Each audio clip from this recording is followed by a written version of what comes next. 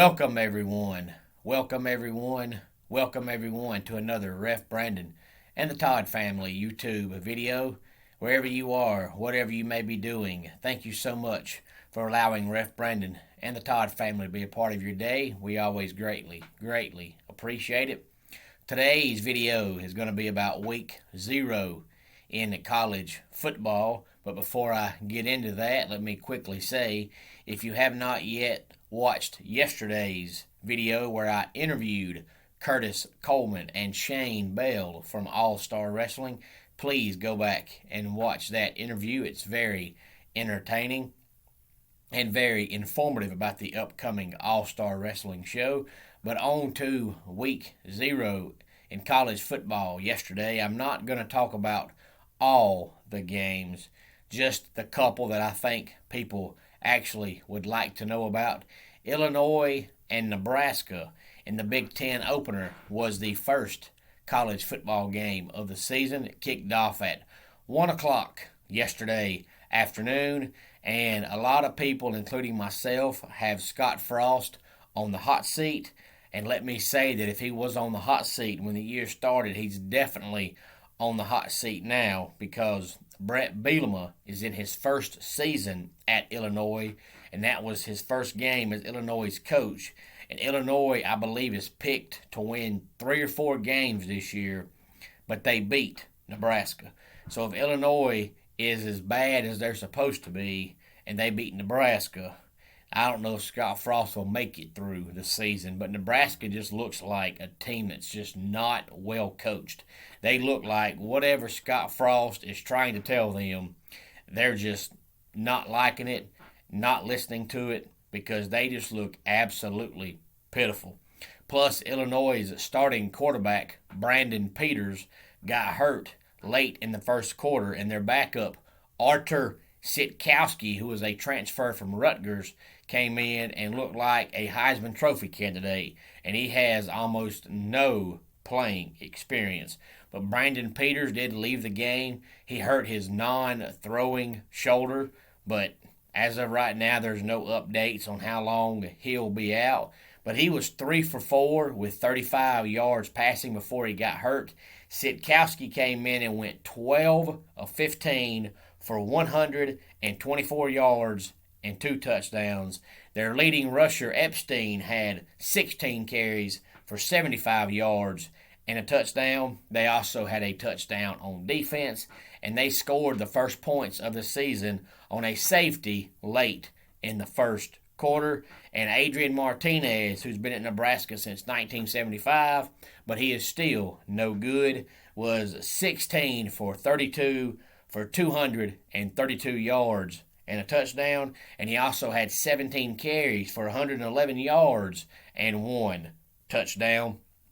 Illinois won the game. Again, the final score was 30-22, and Adrian Martinez was highly touted out of high school. I don't know if he's one of those players that just peaked in high school and never got better, or if what Scott Frost is telling him is just not working, but he is no better now than he was when he got there. And another game that I think people will care about was UCLA. They absolutely, completely dominated Hawaii. Now, I know Hawaii is not very good, but so far under Chip Kelly, UCLA has been struggling, but they definitely got off to a good start, which is good because a lot of people also have Chip Kelly on the hot seat this year, but they beat Hawaii by the score of 44-10, and it could have been much worse. It was actually 44-3 in the middle of the third quarter, and UCLA just kind of got very conservative for the remainder of the game. Hawaii did score 1 touchdown. I think UCLA was favored by 18 points. They definitely almost doubled that by winning the game 44-10. Their quarterback, Dorian Thompson-Robinson, who almost everybody calls DTR for short, was 10 for 20 for 130 yards.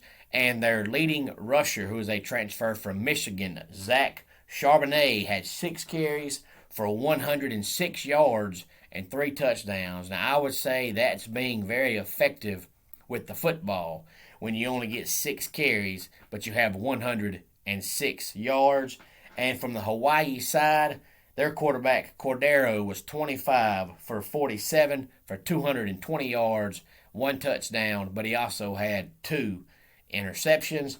And then the other game that people will talk about a little bit because it was two historical HBCU programs, and that was the Eagles of North Carolina Central beating the Braves of Alcorn State by the score of 23-14 in the 7 o'clock game last night. And I believe that's actually where the College Game Day guys were yesterday on ESPN's College Game Day. I'm not sure because I don't watch it, but I think that's where the College Game Day crew was at. So that's just a couple of games that people will be talking about this week because it feels so good for college football to finally be back underway.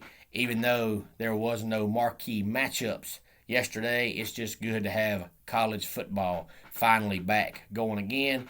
And I'm going to try my best sometime later on this week to have a NASCAR review from the race last night at Daytona, which ended the regular season. But there's a lot to talk about this week, so just in case I'm not able to, I want to say congratulations to Ryan Blaney for winning the regular season finale. He actually wraps up the regular season by winning the final two races because he won at Michigan last week. And of course, next weekend we'll start the NASCAR chase to the championship. Let's go ahead and get our dad joke of the day in here. Did you hear about the big Lego sale? People were lined up for blocks. And that wraps it up for today's Ref Brandon and the Todd Family YouTube video. Until next time, it's Ref Brandon saying, just like in pro wrestling, life can be over by the count of three. Tell your friends and family how much you love them. Bye.